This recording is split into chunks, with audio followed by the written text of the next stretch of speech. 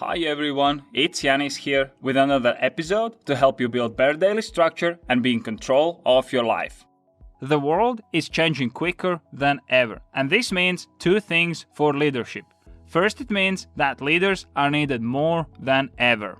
Second, a changing world means that leaders themselves need to stay agile and willing to adapt to the change.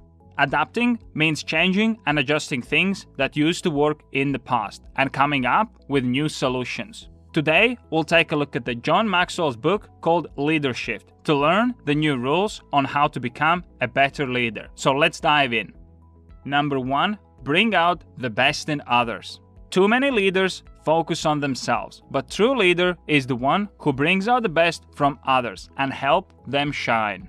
The leader's mindset should shift from me to we, to utilize the full team's potential and achieve the goals quicker.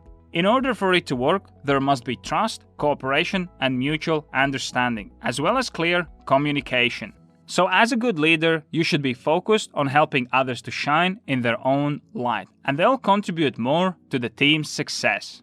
You can do this by making sure that you have a right attitude towards your people and your relationships to them. Center your relationships around their needs. Listen to them before you expect them to listen to you. See what your people are good at and compliment them on it. If you set out a big picture and goals for your team, then make sure they are in it. And don't just tell them your vision. Make sure that they are in it and they will all contribute more. All this focus on helping others shine doesn't mean that you have to put yourself behind and forget about your goals. You have to work on yourself harder than ever, because as a leader, you'll have to make some big decisions and support your team and people around you. Number 2, shift from goal mindset to growth mindset. We have all been told that we have to focus on our goals, and while it's not a bad strategy and you can still achieve many great things, authors suggest to shift to growth mindset. A goal mindset emphasizes the achievement and status, whereas growth mindset values the development and stretching oneself. A goal mindset prioritizes hitting the target and asking how long will it take to get there, whereas growth mindset simply asks how far I can take this. The problem with being focused on goal is that the goal is fixated, whereas if you strive for growth and improvement, the potential is limitless. When Maxwell was young, he met Elmer Towns, a Liberty University professor and somebody he admired. Maxwell discovered that Towns had sold 110,000 books and decided that selling that many books of his own would be his goal. But with the time, he shifted from focusing on how many books he sold on simply becoming a better writer, not worrying about sales that much. Years later, the publisher presented him with a crystal trophy engraved with the words, 1 million books sold. It turned out that by focusing on growth, he achieved far more than he would have been if he simply set himself a goal. The key in developing a growth mindset is to have a teachable spirit, and not just saying that you want to learn, but actually taking actionable steps and achieving it. Number 3, don't just climb the ladder. Build ladders for others. Some leaders who are self-focused are trying to climb the ladder in their life, and they're trying to climb it as high as possible. But true leaders are building ladders for others, and in doing so, they make an impact and help others to achieve their goals. Now, it's certainly true that climbing the ladder yourself successfully is prerequisite if you want to help others to do the same. A good rule of thumb, according to Maxwell, is to aim to be in top 10% in your chosen field. If you get to the top 10%, then you can safely assume that you have a lot to give to others. One of the best ways to build ladders for other people is mentoring. Mentoring will enable you to share your knowledge with other people. Number 4, shift from directing to connecting.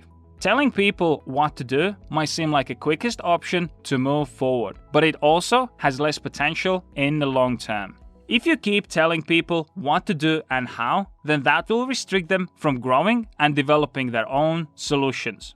They'll become used to the situations where the answer is always handed to them, and that is not a good long-term strategy. First of all, you'll always have to be there if something happens, and secondly, the person will not be able to develop themselves. So you have to connect with the person instead of directly telling them the solution that you came up with. One of the most important skills that leaders have to develop is listening. By listening to individuals, you can understand what they need and what they want to solve the challenges by themselves. Number 5, diversity is beneficial. If you want to come up with the great solutions, then you will need a diversified team so that you can have a look at the problems from the different perspectives. The problem with similar people is that they don't see things from other perspectives because they have a similar thought patterns. So everybody will eventually arrive at the same solution. As a leader, you have to build a team that is a mix of different people, and you also have to be open-minded and accept different proposals to the situations. Number 6, authority. Leadership is influence, but where does the influence come from? Influence, as it turns out, comes from moral authority, and it comes from 2 main sources. First is integrity, aligning your words with your actions. You have to be persistent with what you say and what you do. Over time, your team and people around you will know that you will do what you say. Second is courage, the ability to face challenges and make decisions. Everyone wants to be a leader and reap the praise when things are going well. But when people face the challenges, they tend to hide away or come up with some sort of excuse. And that is not how you'll gain any moral authority or influence. So when the tough times come, you have to make sure that you stick with your values and you lead your team even if you're not sure about the outcome.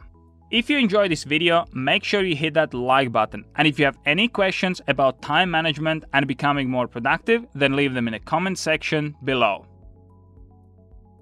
If you want to manage your time better, have more structure in your life, and achieve your goals, make sure you check out my time planning application. You can set goals and track progress towards them, create time blocks and build your own daily structure, as well as log your time and measure your performance. Best of all, it's totally free, so press here to check it out right now. I'm working on new videos every day, so be sure you subscribe so you don't miss my next episode.